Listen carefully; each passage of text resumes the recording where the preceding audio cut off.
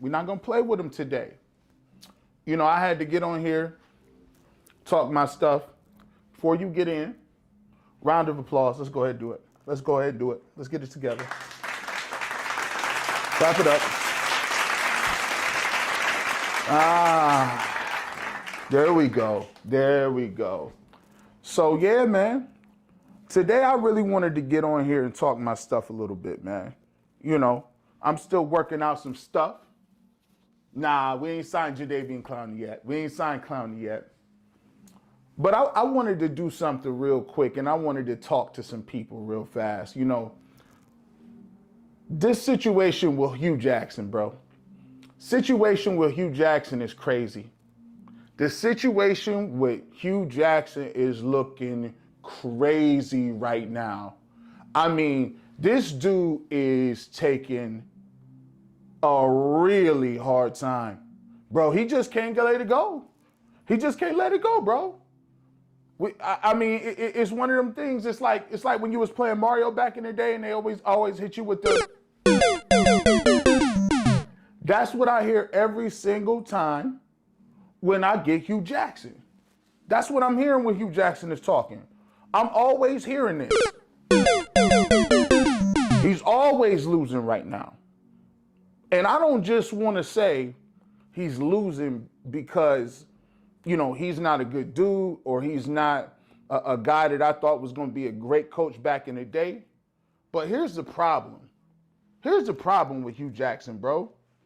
You always getting hit with blows, man. Like, you getting hit with massive amounts of blows, man.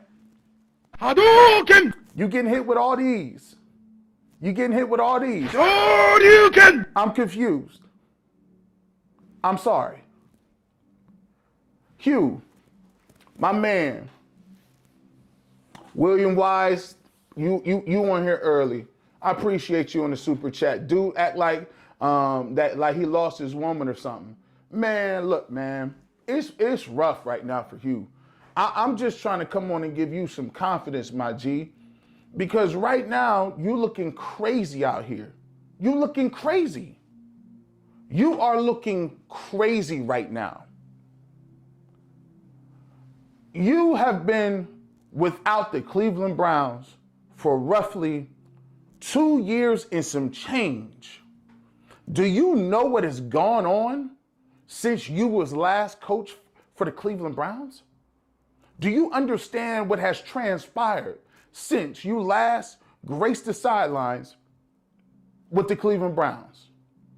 They done hired somebody else named Freddie Kitchens. They didn't hire somebody else named Freddie Kitchens, and he's been fired in 1 year. He's up out of a job. He's out of here. He's in the same place you was.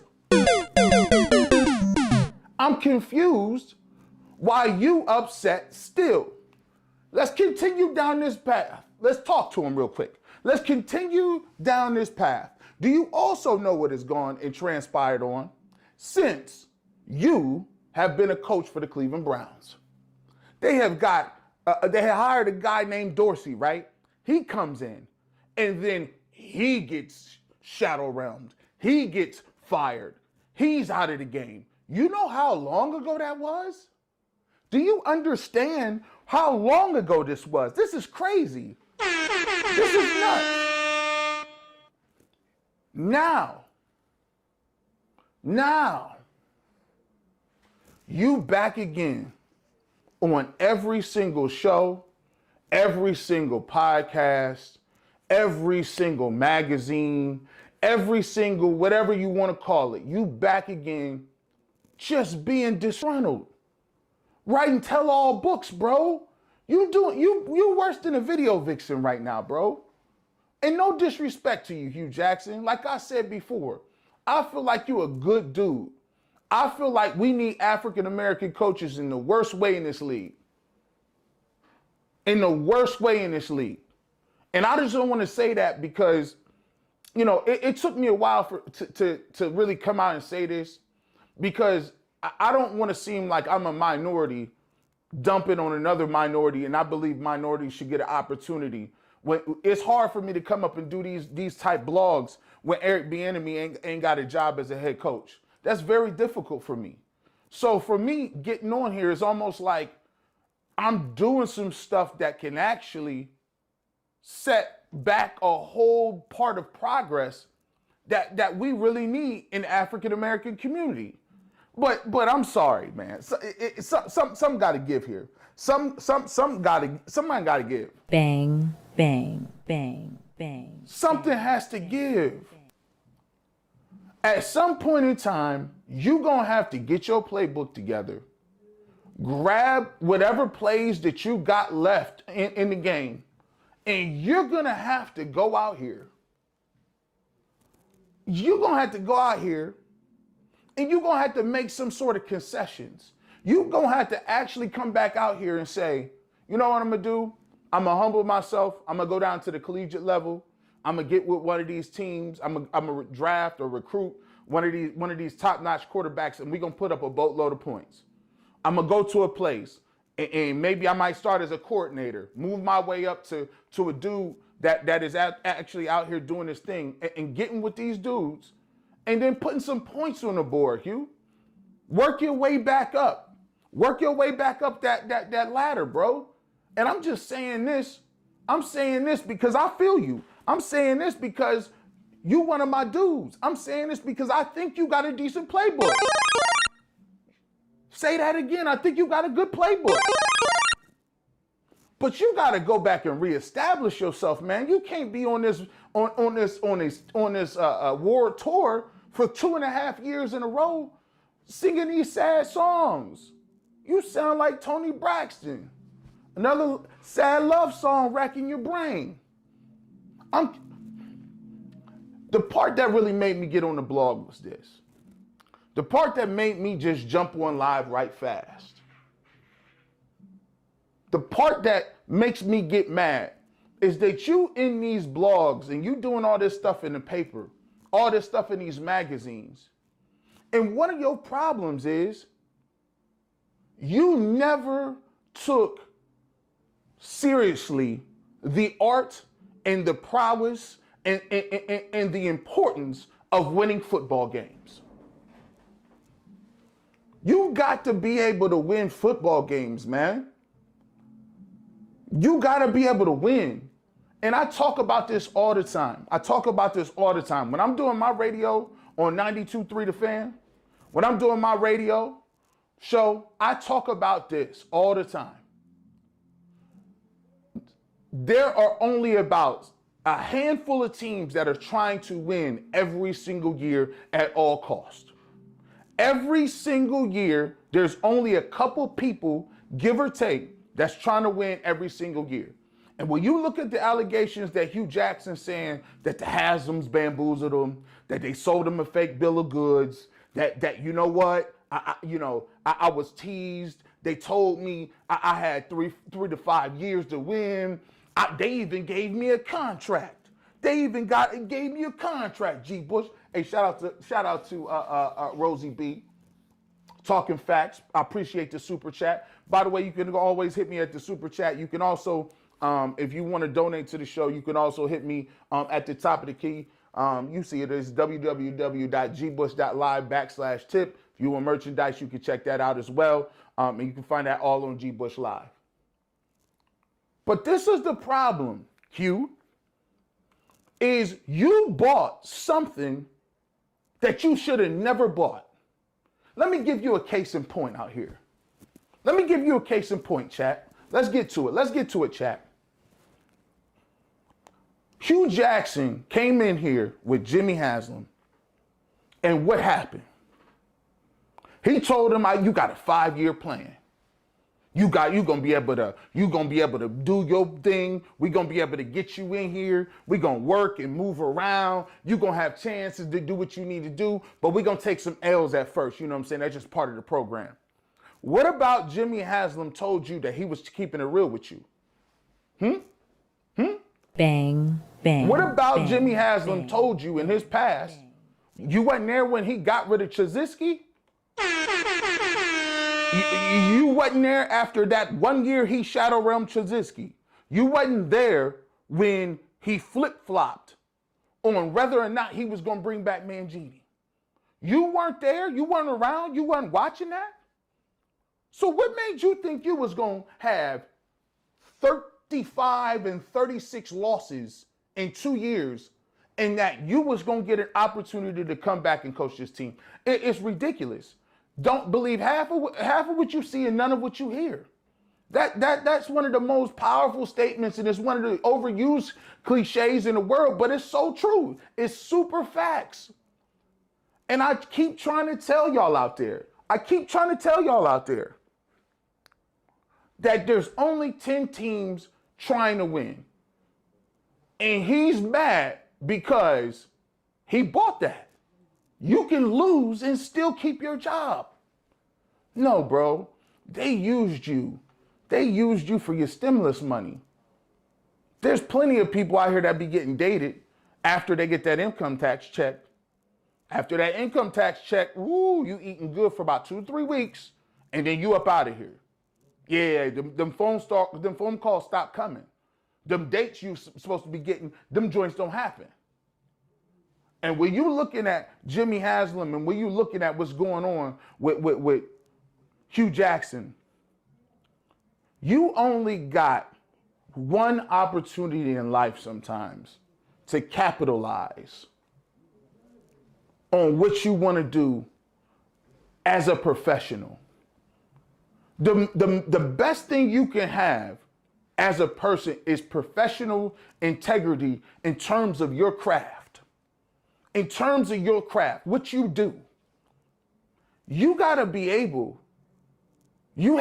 able to understand that just because somebody tell you something, your integrity and your pride in what you do for a living has to take over at some point.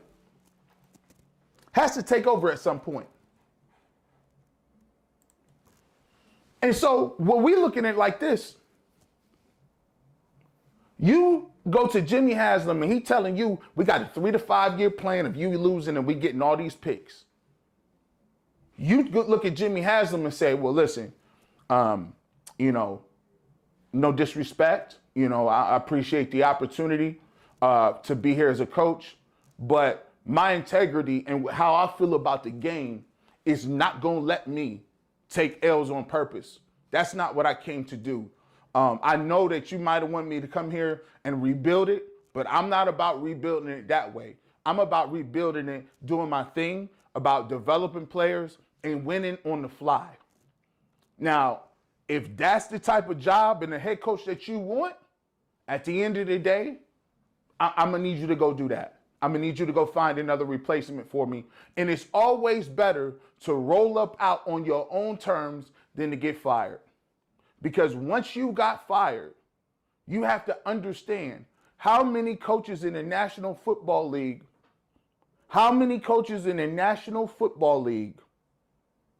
actually get 3 bites at the apple.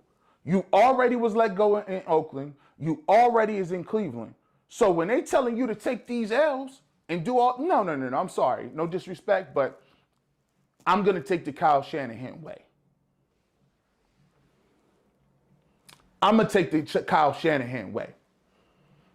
Listen, it's called a promotion demotion. I'm going to take a step down and live to fight another day because guess what? I can go to another team and do my thing. Hadouken! But you keep getting hit with moves. Sonic boom! You keep getting hit with all kind of moves. Tiger! All kind of moves. You got beat so bad, it was a... Perfect! I'm confused. You had an almost perfect record, but the opposite way around. Perfect! You should have told them thanks, but no thanks. Thanks, but no thanks, partner. I'm cool. I need to go for somewhere else where I can win some games and be employed again. Now you're doing this circuit of interviews. The second thing that we got to talk about here, chat, and the second thing that we got to get to, chat, is this. The biggest thing when it comes to football, The biggest thing when it comes to the NFL, college football, is that this thing is a fraternity. I repeat, this thing is a fraternity. I'll wait till that sink in. If you ever thought that you was getting a job, again, it's already tough enough getting a job as a minority. But do you really think that you can throw an owner under the bus and get any more looks? Are you getting any more looks here? Huh? Bang, bang, bang, bang, bang. The looks ain't coming. You violated the first law that they tell you about when you was a graduate assistant or film person. You never out. You never out the brotherhood. You never go against the fraternity. That's something you just don't do and live to talk about. I'll give you a case in point. Even, and I want y'all to, let me just talk real quick. Even when you watch politics and you watch the United States Senate, House of Representatives, they can do a lot of stuff. They got a lot of power. They can make rules. They got all kind of different things they do. They got all kind of situations where, they may look contentious. They may look like Republicans and Democrats is against each other. It may look like it's a big deal.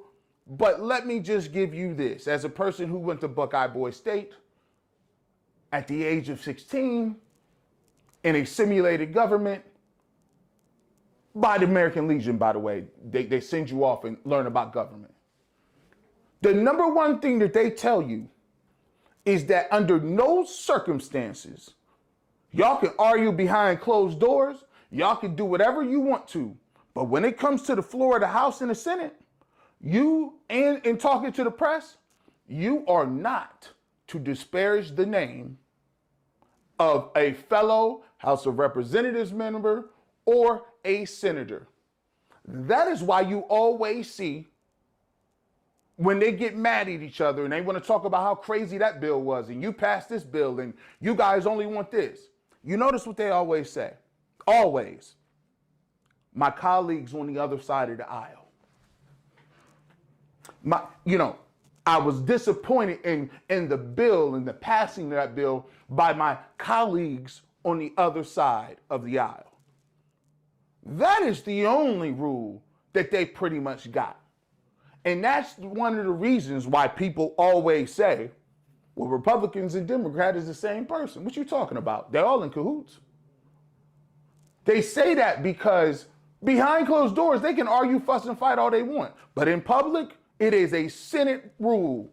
You can either be censured, or you can be taken off committees, or you can be silenced, period. They'll send somebody to midterm you. Yeah, you won't be representing this body. So when you have it like that, and that's the government, second to that is this thing called football. Let's touch on the chat real quick. Cleveland BCI says, guess I'm too dumb because I wanted Freddie. Then Dummy did a total 180 on what he worked in 2018. That draw play on 4th and 9 had me and my brother in shock. See, that's the thought process. So when you come out and you want to talk about Haslam and why they messed with you, and then you leak the fact that they gave you a contract? They gave you a contract? Yoga claim. They gave you a contract? Tiger. In the middle of the doggone season when you was 1-30. Sure you can. They did that behind closed doors. You gonna say, I wanted to come out publicly, but they wanted to keep it behind closed doors. You sound like a mistress. I was like, no, Hugh, no, Hugh, you was good. You was good. You don't want to come out with that, bro. You tripping. There's a reason they offered you that behind closed doors. You could have waited these cats out 3-4 years and got right back to the sticks, man. Once again, Rosie B, thank you. I appreciate you for the super chat. Appreciate you. Definitely, man. I want to say thanks to everybody that's contributing or supporting via the super chat. Also, check out gbush.live. That's where you can find all my stuff up there ready to roll. You can get that, and merchandise is available at gbush.live/merch. So, people ask me, do you think Hugh Jackson will get another job in the NFL? Probably not. It's not going to happen. As far as the head coach is concerned. Could he get a head coaching position as far as doing your thing and on a college level? Sure, he might. Could he be a coordinator somewhere in the NFL? Yes, I think he could work his way back up to coordinator, but he's going to have to run around and he's going to have to put some points on the board. He's going to have to put some points on the board in the college setting, and then they'll grandfather him into that. They'll go ahead and show him some love with that. But as far as you just jumping ahead of other people, you know, why would I bring in, if I'm looking for a coordinator, if I'm looking for another head coach, and I want to hire a minority, why would I do this? Why would I bring in Eric Bieniemy? Why would I bring in Hugh Jackson over Eric Bieniemy? I wouldn't. Because the unknown is more stronger than what you already know. He should have thought that second year when they came to him and Sashi Brown and all that other good stuff, when they came to him talking about, you know, you wasn't going to sign no picks, you wasn't going to do nothing, you weren't really going to make no changes, you trying to get cap space, you should have known good and well. You should have known good and well. Hey, we all make mistakes. Hey, I was almost a sucker too. Shoot. Never co-sign a house if you ain't married yet. Aha! If your girlfriend wants to tell you she wants 2 houses before you get married, nah, you might want to go ahead and chalk that up. If you know, you know. You might as well go ahead and chalk that up. Nah, we can't do that. I need some sort of I need some paperwork behind this, bro.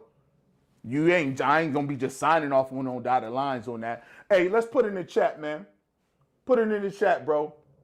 How many of you out there have co-signed some stuff that you was like, bro, I should have never co-signed this doggone Bang, bang, bang, bang, bang. How many of you out there didn't co-sign a car, didn't turn out so well? How many of you done co-signed a cell phone? You got an old Sprint bill that you still paying for. An old Sprint bill. And they just keep coming back to you. Like, yeah, you owe us $36.94 for old Sprint bill in 2002. And you're like, I don't even have that number no more. That was her number.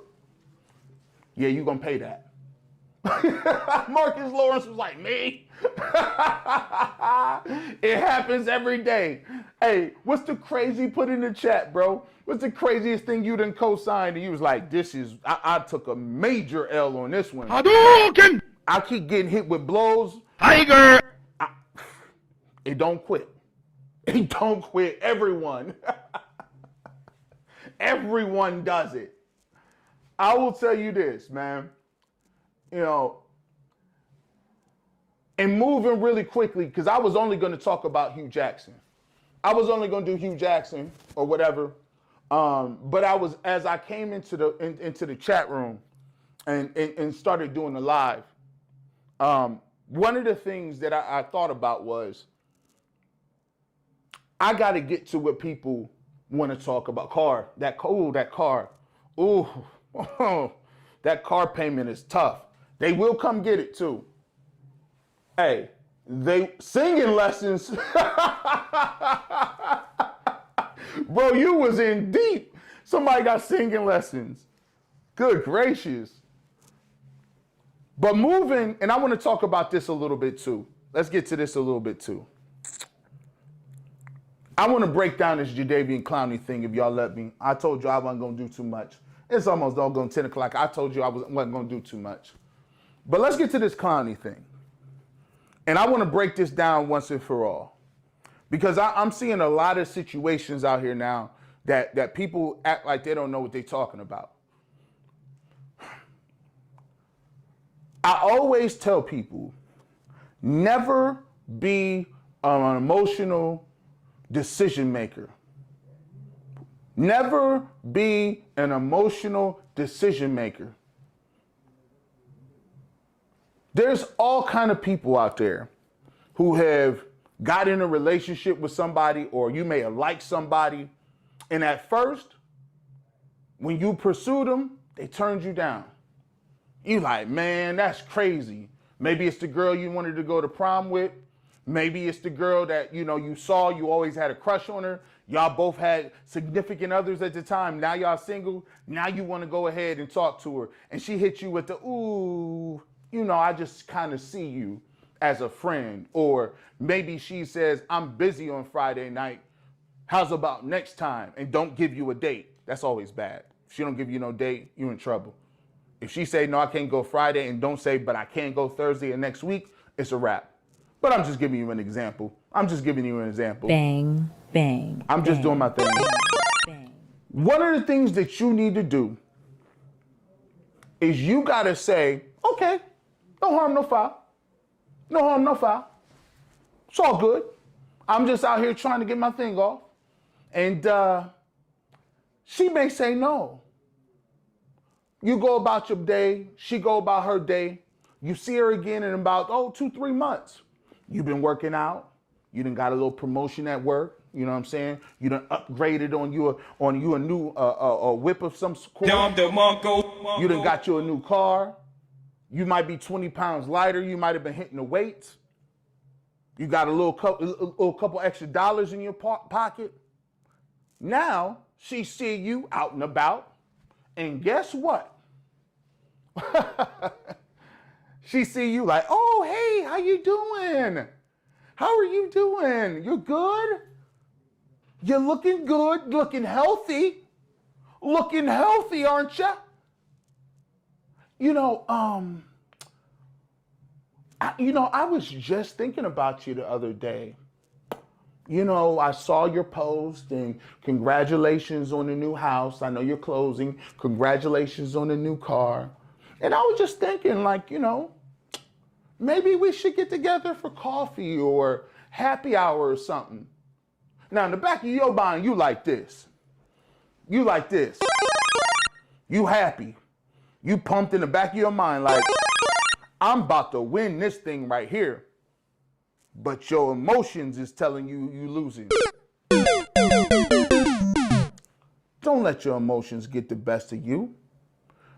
She came back. It don't matter what you was talking about 2 months ago. It's the only thing that matters. You only as good as your last date. So you might want to say and get your feelings out of the way and say, you know what, G. Bush? You're right. I'm going to go ahead and talk to that girl. She said, are you free? I am free. Because you never let your emotions get the best of you. Now, once again,